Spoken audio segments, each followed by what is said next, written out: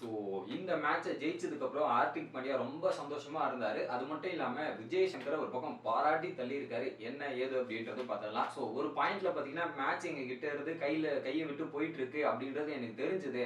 அதுக்கப்புறம் வந்து எங்களுக்கு அந்த மொமெண்டத்தை எடுத்துட்டு வந்து கொடுத்ததே யாருன்னு பார்த்தீங்கன்னா 100 மற்றும் ஜாஸ் லிட்டில் தான். அவங்க 2 பேர் தான் அவங்க கிட்ட இருந்த மொமெண்டத்தை எடுத்துட்டு வந்து எங்க பக்கம் ஷிஃப்ட் அப் பண்ணி எங்களை கேம்லயே வச்சிருந்தாங்க ஒரு பக்கம். ஸோ நீங்க ஆப்போசிட் டீம்ல பாத்தீங்கன்னா குருபாஸ் பேட்டிங் பண்ண விதம் ரொம்பவும் பிரமிப்பா இருந்தது, ஷாக்கிங்கா இருந்தது.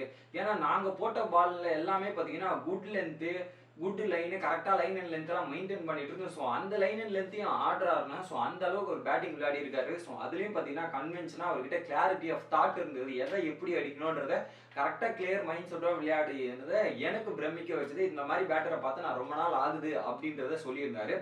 ஆனா இந்த பிச்சை பொறுத்தவரையும் நாங்க 180க்கு ரிஸ்ட்ரிக்ட் பண்ணதே நான் பெரிய விஷயமா நினைக்கிறேன் எங்க பவுலரை பொறுத்தவரையும். ஏன்னா குருபாஸ் 39 பாலுக்கு 81 ரன் ஒருத்தர் அடிச்சிருக்காருன்னா அதையும் மீறி நாங்க 180 ரிஸ்ட்ரிக்ட் பண்ணிருக்கோம்னா எங்களை பொறுத்தவரையும் அது பெரிய விஷயம் தாங்க அப்படின்றத கரெக்டா சொல்லியிருந்தாரு. இந்த டார்கெட்டை சேஸ் பண்ணும்போது பாத்தீங்கன்னா கன்சிஸ்டண்டா நம்ம ஒரு குட் கிரிக்கெட்டை வந்து குரூப்பா விளையாடினா ஜெயிக்கலாம்.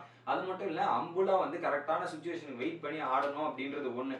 பட் எங்களுக்கு என்ன பிரச்சனை ஆகுதுன்னா பாத்தீங்கன்னா எல்லா பிளேயர்ஸும் வந்து டிஃபரெண்ட் சுச்சுவேஷன்ல டிஃபரெண்ட் பொசிஷன்ல விளையாடுறாங்க. ஸோ ஒரு சிலருக்கு அந்த பொசிஷனை அட்ஜஸ்ட் பண்றது இதெல்லாமே கஷ்டமா இருக்கும். பட் அந்த பொசிஷன்லாம் அட்ஜஸ்ட் பண்ணிட்டு அவங்க கரெக்டா வந்து கிரிக்கெட்டை விளையாடுறதால தான் நாங்க டேபிள் டாப்ல ஒரு பக்கம் இருக்கோன்றது உண்மை.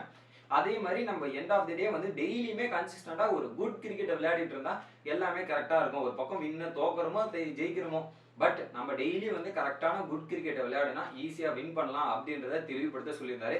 விஜய் சங்கரை பத்தி நீங்க என்ன நினைக்கிறீங்கன்னு பாத்தீங்கன்னா எனக்கு அவரை பொறுத்தவரை ரொம்ப சந்தோஷமா இருக்கு. ஏன்னா அவர் வந்து டெரிஃபிக்கா விளையாடினாரு. அது மட்டும் இல்லாம அவர் பண்ற பிராக்டிஸ் செஷன், அவர் போடுற ஹார்ட் ஒர்க் எல்லாமே எனக்கு தெரியும். ஸோ இதோட நிக்க போறதில்ல. இதுக்கப்புறம் நீங்க விஜய் சங்கரை பல விட அதிகமா பார்க்க போறீங்க. ஸோ நிறைய குட் நியூஸோட விஜய் சங்கரை நீங்க பார்க்க போறீங்க. பட் எனக்கு ஒரு நம்பிக்கை இருக்கு. ஸோ எப்பவுமே வந்து குட் பீப்புள் வந்து குட் பிளேசஸ்க்கு தான் போவாங்கன்றது எனக்கு ஒரு நம்பிக்கை இருக்கு. கண்டிப்பா அது நடக்கும். இந்த மேட்ச் ஜெயிச்சதுல எனக்கு ரொம்ப சந்தோஷமா இருக்கு அப்படின்றத சொன்னாரு. நீங்க என்ன நினைக்கிறீங்க அப்படின்றத கமெண்ட் பண்ணுங்க. வீடியோ பிடிச்சிருந்தா ஒரு லைக் மட்டும் போடுங்க.